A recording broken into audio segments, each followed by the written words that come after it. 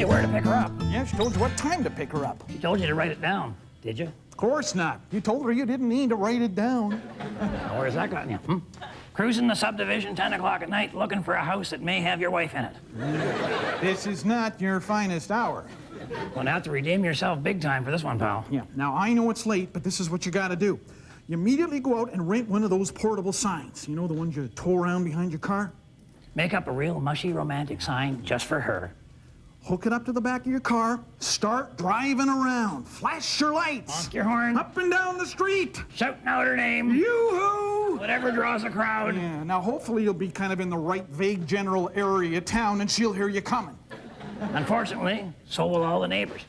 That doesn't matter, they'll all come out and you'll be able to pick her out in the crowd. Yoo-hoo, Hey. honey! Now you will be professing your love in front of a whole bunch of people you never met before in her life. Yeah. But she'll never suspect that you forgot where she was. Now, sure, you're gonna look like a dork, but it's better than her finding out the truth, right? Most important thing is that you found her. And not only that, you know, you've done something that could be vaguely construed as romantic. But we know you're not romantic. You're just stupid. I already told you I travel around a lot, meet a lot of people, and I see patterns in people. I find most people want to stay married to the same person for a long, long, long, long, long time. I think it's mainly so they can't testify against them. But over that period of time, if a husband pays attention, you will learn things. Like you will learn that your wife always has the last word in any argument. Anything you say after that is actually the beginning of the next.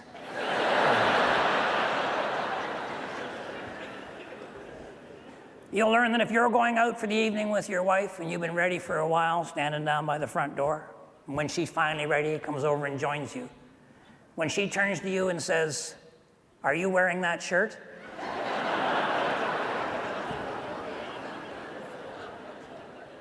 No.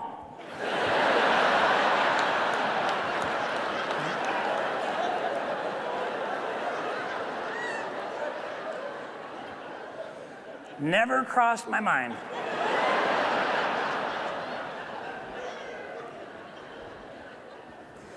You'll also learn that if your wife is having fun and you're not, you're still having way more fun than when you're having fun and she's not.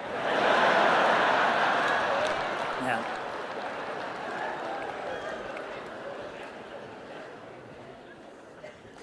And you'll learn the difference in meaning between the word finished and the word complete. When you marry the right woman, you're complete. When you marry the wrong woman, you're finished.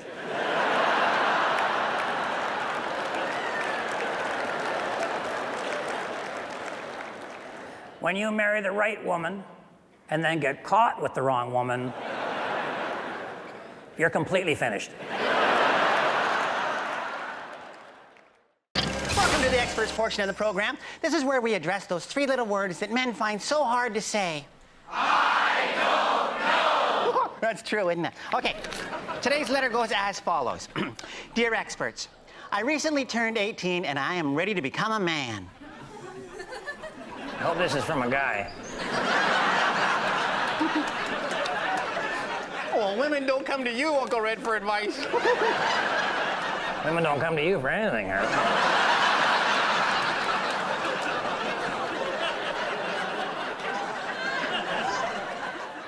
Dear experts, to make myself more mature, I want to grow some kind of facial hair.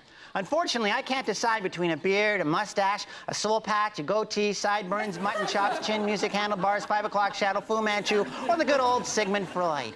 What do you think? Well, first of all, you're on the right track because that's a great way to be virile. To me, there's nothing more manly than a full, thick beard. Especially if you have a full, thick head.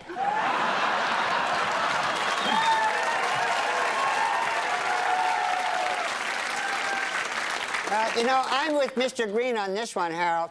A beard can be a great way to alter your appearance, and that can be extremely useful. Well, I just don't think you have to grow like all these wild whiskers all over your face. You know, a simple, subtle mustache will do nicely, like mine. You have a mustache, Harold? Guinness. I'm just very fair-haired, that's all, see? That's not a mustache, that's marmalade. The point is, facial hair has nothing to do with making a man. This viewer can do whatever they like. There's all sorts of beard choices to be had out there. Just look in any style magazine.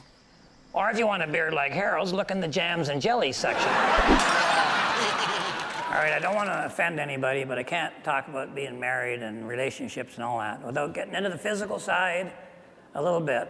I'm talking about sex. Sex is great. I wouldn't recommend it as a career choice, but even for my wife and I, at our age, sex is still good, but we just as soon have a baked potato, to be honest with you.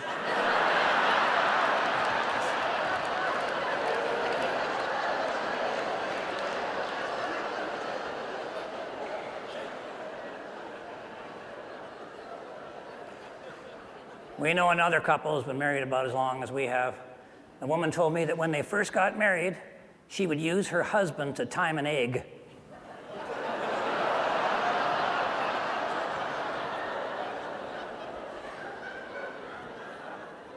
And now apparently he can do a Christmas turkey.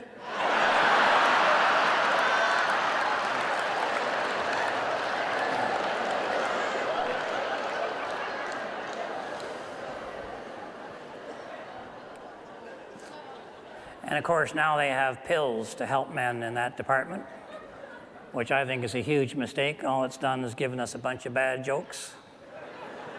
Up at the lodge, they say, if old man Sedgwick takes Viagra, that'll be like putting a flagpole on a condemned building.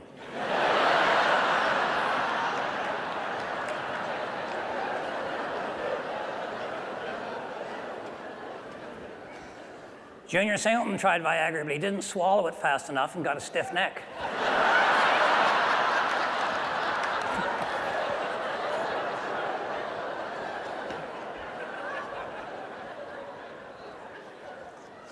I've even been the brunt of a joke. I heard somebody say, if you have an erection lasting more than 4 hours, it wasn't built by Red Green.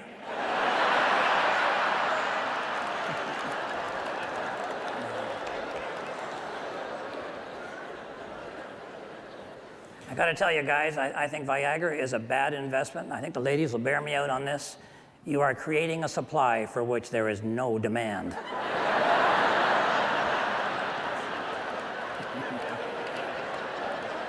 So you've been dating her about 5 times now. Yeah, you're just getting into a nice, comfortable routine. Pick her up at 7, burgers at 8, movie at 9, home by 11. And then she goes and throws a monkey into the wrench and looks at you and says, I love you. Well, it's funny, isn't it, how 3 little words can always scare men? Like, no more beer. Or, that's my husband. But none of them is worse than I love you. That's the biggie right there. That's right. Don't answer her. Don't say anything back. She'll expect that. She knows you're a man. You're not supposed to be able to express yourself, all right? She'll think you're the strong, silent type. Right. And this buys you some time. Right. Now, let me tell you something. When a woman says I love you, it could mean a couple of things, eh? Might be her way of ending the relationship. She's trying to put a little pressure on you, force you to run away. Right. A lot of women will say I love you to sort of try and spark up an otherwise dead-end relationship, too. Might be trying to jumpstart her own feelings. Right. Or yours. So I say, just go on home, don't call her again. Yeah. Bottom line, when a woman says I love you, there's no telling what she means. I'm having a lot of trouble finding the right woman. Well, she's not here. You know, Mike, sometimes the wrong woman can be a lot more fun. I'm talking about the real thing, Dalton. A lasting relationship. I want to be married, just like my mother, except just once at a time. And by a real minister, not just a guy with a liquor license. Well, you know, we can probably help you there, Mike, because Dalton and I have been married quite a while ago, too. So I'm sure we could answer any question you might have, huh? Great. Oh, yeah. Okay. I don't understand women.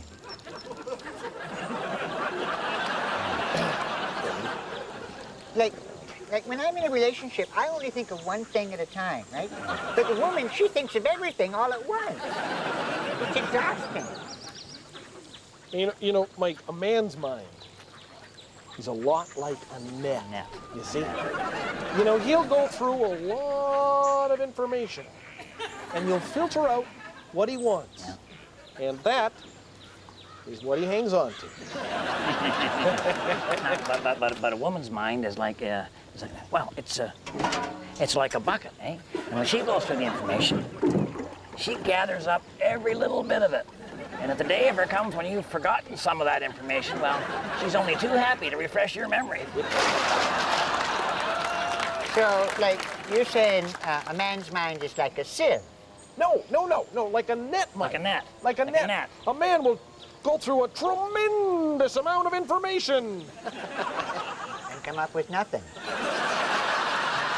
Mike, okay, look. Yeah. A man is the anchor. He's the anchor. In the marriage. The anchor. Without an anchor, there is no marriage. There's no marriage there. Without an anchor, you are sunk. Yeah. Oh, more sensitive, so I thought I'd talk about romance.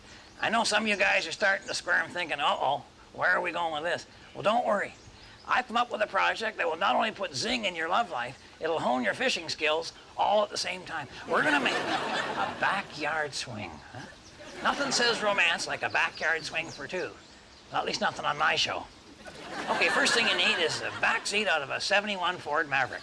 That should bring back a few romantic memories right there. All right, now to that, you just add a hunk of chain and a little handyman ingenuity. Eh? Okay, first of all, you want to hang the seat from something solid. Maybe that high tension wire up there. Yeah, that'd work good. Then just horse the chain up there. Now, maybe I don't need that much zing in my love life.